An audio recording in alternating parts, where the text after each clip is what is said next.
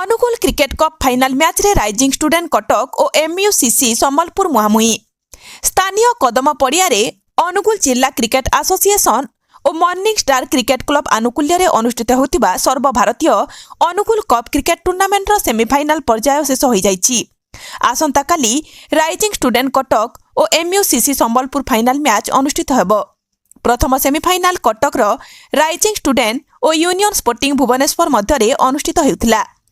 प्रथमे बैटिंग कटकर union sporting प्रथमे बैटिंग करी निर्धारित 18 ओवर रे समस्त विकेट हराई 117 रन संग्रह करथिले।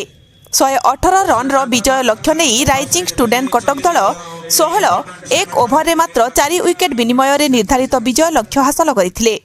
श्रेष्ठ खेलाड़ी राइजिंग स्टूडेंट दलर सौम्य रंजन विश्वाल को अनुकूल अतिरिक्त जिलापाल प्रताप प्रीतिमय पुरस्कृत करथिले। आजिर द्वितीय सेमिफाइनाल एमयूसीसी सम्बलपुर सह भुवनेश्वर बापूजी एकादश मध्य अनुष्ठित होइथिला। भुवनेश्वर बापूजी क्लब टॉस जीति बैटिंग करिवार निष्पत्ति नहीं निर्धारित 20 ओवर रे 9 विकेट हराई 122 रन संग्रह करथिले।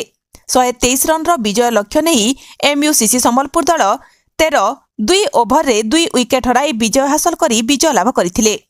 ओडिशा क्रिकेट एसोसिएशन रो पैनल अंपायर जयकृष्ण राउत और आशुतोष पाणी खेल परिचालना करथिले। सेहीपरि भाष्यकार भावे ओडिशा क्रिकेट एसोसिएशन रो मानस दास कार्य तुलाइथिले। फाइनाल मैच रे मुख्य अतिथि भावे राज्य क्रीड़ा युव व्यापार और शिक्षा मंत्री सूर्यवंशी सूरज और पूर्वतन आंतर्जातिक क्रिकेट खेलाड़ी देवाशीष महांती और ओडिशा क्रिकेट एसोसिएशन कार्यकारी सभापति पंकज महांती और आईजी सत्यव्रत भोई जोग देबे।